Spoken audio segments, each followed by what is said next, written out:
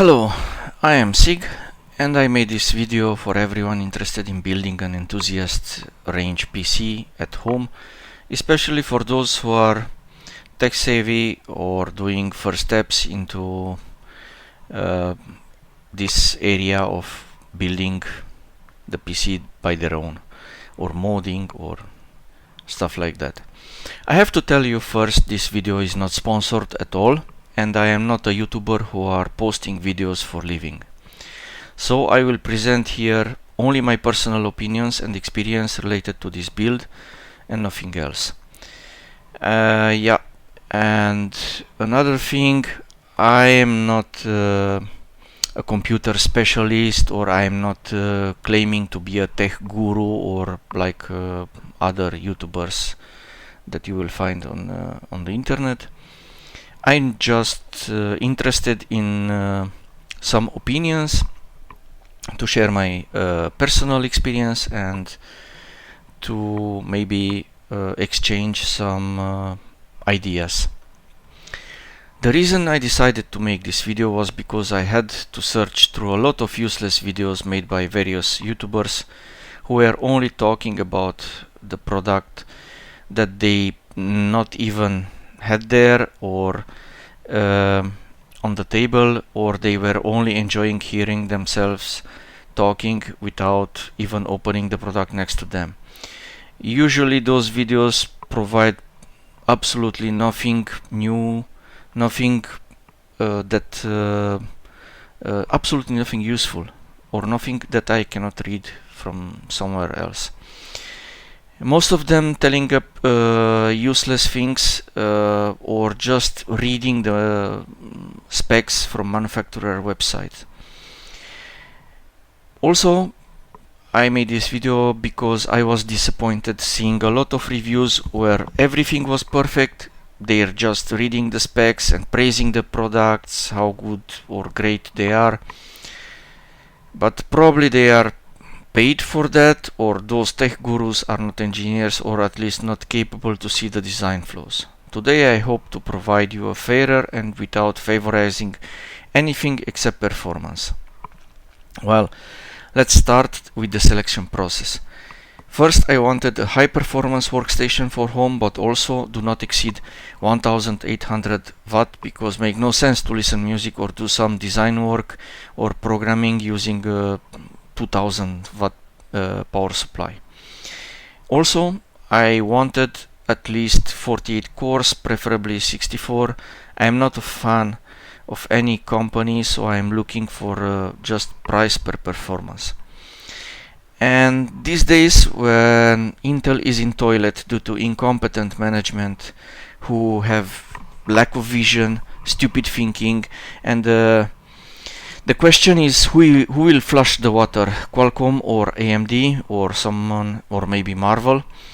Still, I was looking at some Intel Platinum CPUs like 8368 LGA 4189, which I found for fantastic price on AliExpress. I am not sure how good they are, but definitely the price was awesome. Few hundreds of euros, like 200 euro, 250 euro, which was of course they were quality samples, not the final version, but I'm sure those would work if they were real. Anyway, those have a 270 watt TDP, and to achieve the target I need two of them, which in full load probably I will exceed 700 watt with CPU only, plus RAM, a lot of RAM, because using a dual socket motherboard, I will go to 16 RAM DIMMs that will increase with additional 250 watt up to 300 watt the load, plus the motherboard consumption itself, plus the video card. I'm going probably for a 400-500 watt full load video card. That would go for sure to around 1700-1800 watt. And considering the you will need at least 15-20% power reserve, that for sure 1800 watt won't be enough. Besides that, I couldn't find any good workstation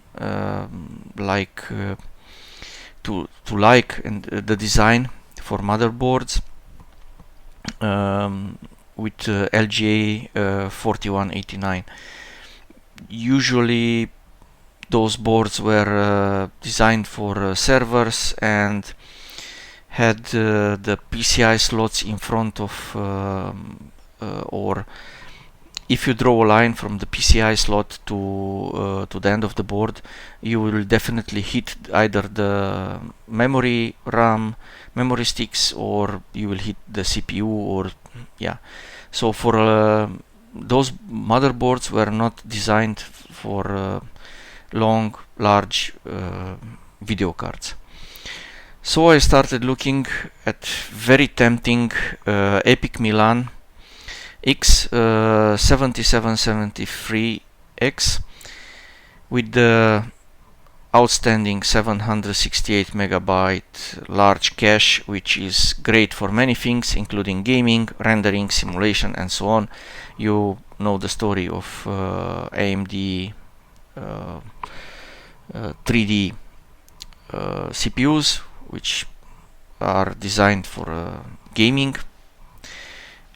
They using also this kind of cache, large cache, and I was thinking to pair it with an ASRock ROM D8. Well, the price was decent compared to what are now.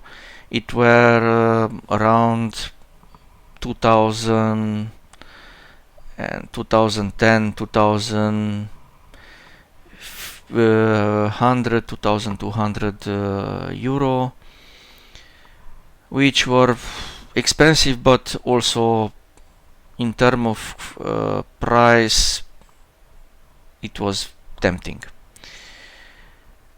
Well, compared to the other prices and the prices before, and if you compare with other CPUs, what 7773 can offer is way beyond other CPUs for that price, or were at the time, because I was looking in the right moment. Then after that the prices were dramatically increased. Currently is around 5,000 euro. I don't understand why it was that price drop, but okay. Right when I was almost to buy it, I found an offer for a Threadripper 3995 VX, basically a Threadripper Pro, at half price. Roughly it was around 1,000 euro. New with 3 years warranty. Not box, tray only, but who cares? I don't care about the box. I don't want to buy a cardboard box. I want to buy a CPU. I don't care all the other fancy stuff around, fancy package. So, well, with 3 years warranty, brand new, that was very, very, very tempting. With higher clock, smaller cache size, but higher frequency, it was really interesting. And the ROM D8 motherboard is pretty poor in terms of outputs. I mean, USBs and other stuff it's not designed for a workstation. It might work in a workstation for sure, but it's not. When they designed this motherboard, they didn't have in mind to be used in a workstation. Especially if you look at radiators, how were placed to have one intake flow and one outtake flow to be cooled in server style mode. So the Threadripper option was better looking for me, with a VRX 80 motherboard, which is better equipped than a server one. After looking at various benchmarks, by the way, yeah, I don't recommend, and please do not use ever the stupid userbenchmark.com. Here is the link which explaining why. Shortly is a fake benchmark which favorizing Intel CPUs just because they are in those CPUs are Intel, nothing else. So have nothing related to the real performance or real life values. Are just simple. Probably someone who owned the website are desperate to favorize Intel and Nvidia. That's it. So the decision was easy. I went for Threadripper with VRX 80 motherboard. I was thinking to pair it with this Threadripper Pro with the best RAM that could be for in DDR4 range, the LRDIMM. Well, why LRDIMM and what is LRDIMM? Shortly, are four types of DDR4 RAM. Unbuffered DIMM or normal DDR4 RAM, which basically rely on CPU for data error correction and using the memory controller for buffering. Basically loading electrically the CPU and memory controller from motherboard. UDIMM can be also in very limited way, can be plain, or can be in very limited way with error correction.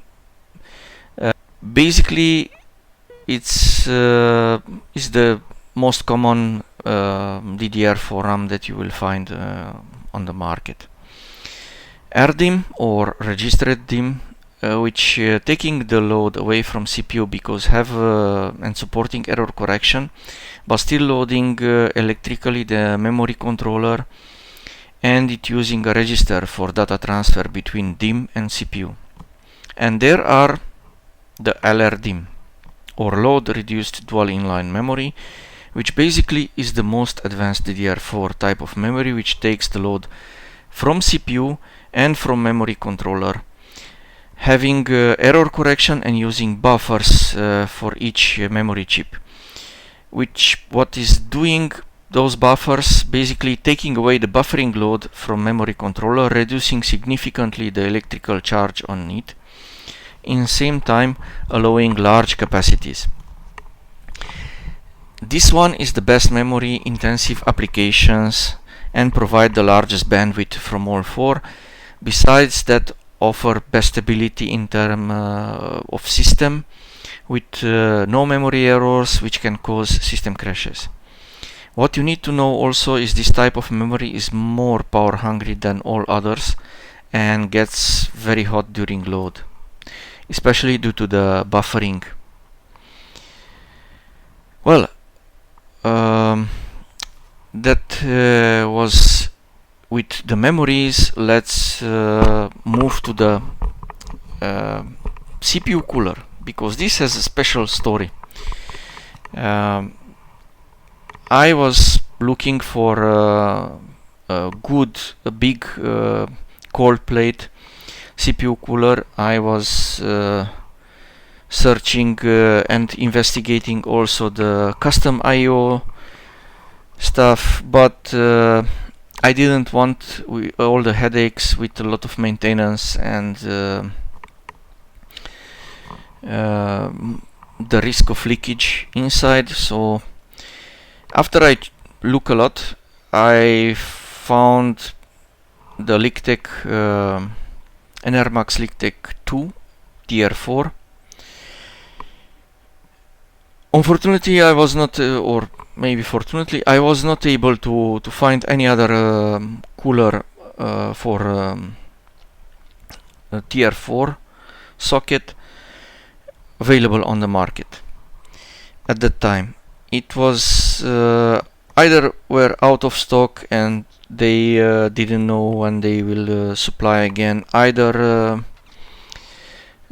simply they were not anymore available, or not possible to order anyway. So I choose LeakTech 2 Tier 4 because of large cold plate covering completely the CPU IHS for a proper cooling, better than other AIOs from Arctic or from other suppliers, which offer the stupid round cold plate, small cold plate, because that will never cool properly a big IHS like Threadripper have. So I wanted something big enough to cover the integrated heat spreader from the CPU. Well, it was good. I hope I made a good choice, because this cooler have 5 years warranty, over 100,000 hours of functionality, compared to other AIOs which barely offer 50,000 hours.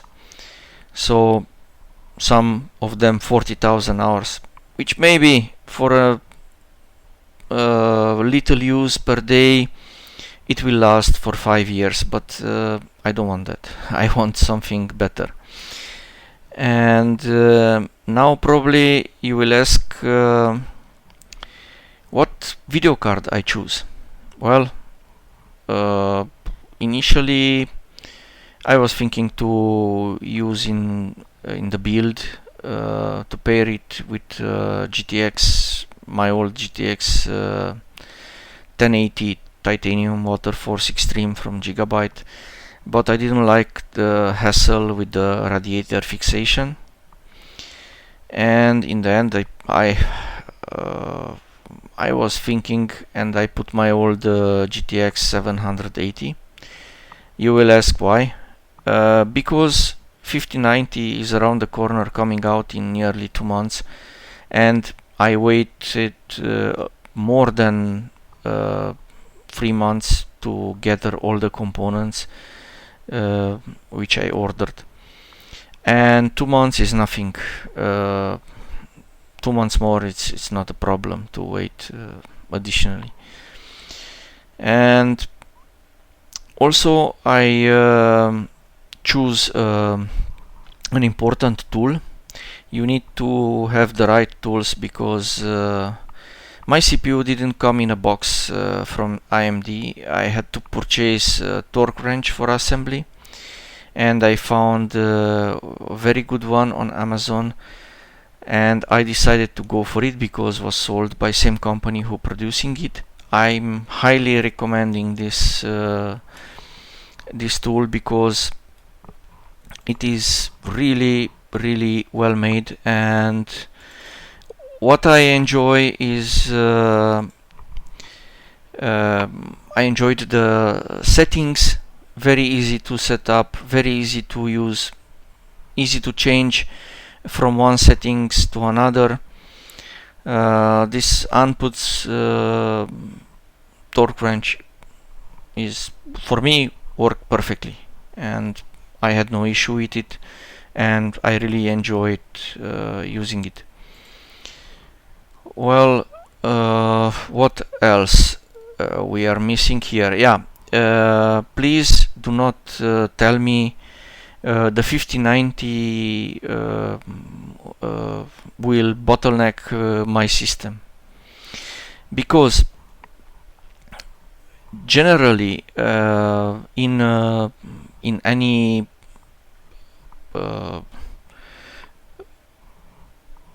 condition, in heavy condition of use, in even if the GPU is saturated, let's say, it rarely exceeds 15 gigabyte under peak conditions. For AI calculations or stuff like that, and generally for consumer applications like gaming, video rendering, and so on, typically is around 1 to 5 gigabyte per second. And PCI Express 4 have bandwidth of, if I'm correct, around 32 gigabytes per second. So it will never reach that. Some people make a mistake considering the bus speed, basically the bandwidth between GPU and VRAM, basically the video card memory bandwidth. They confusing with or yeah, they considering it as the bandwidth of the video card itself. It's not. And don't do the mistake to confuse it with the bandwidth of PCI Express. It's PCI Express 4, for example. It's very hard to be saturated. Okay, that was being said. I hope you enjoyed these explanations, and yeah, I have another point for you regarding AMD video cards, because a lot of people complaining about AMD XTX video cards, even if those have 24 gigabyte of video RAM, cannot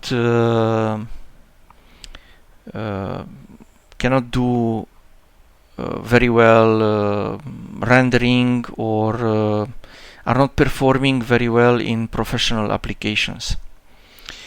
Yes, that's correct, because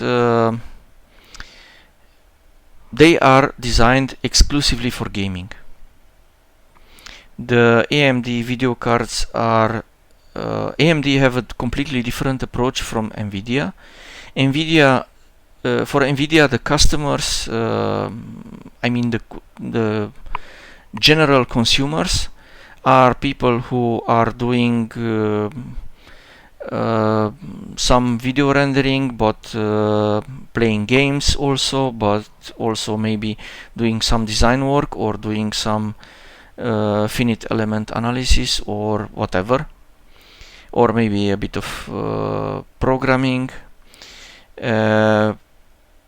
or even AI stuff. So they merged the two type of CPUs, I mean the professional range one and the consumer one, into one. This happened years ago, if I'm correct. It started with GTX 7 series. AMD, in exchange, for them, they regarding this, they have a lack of vision. For AMD, the consumers are only the gamers, and that's it. If you do anything else than playing games, the GPU, sorry, it will not perform very well. That's why, because they have those professional GPUs specially dedicated for those tasks which are way more expensive. But let's hope in the future, during the failure that they had on the market with their GPUs, the consumer one, I mean, the RX GPUs, maybe they will blur the line between consumer and professionals, and will merge these two type of GPUs into one. Well, let's hope we'll see the next AMD video cards doing better than the last one.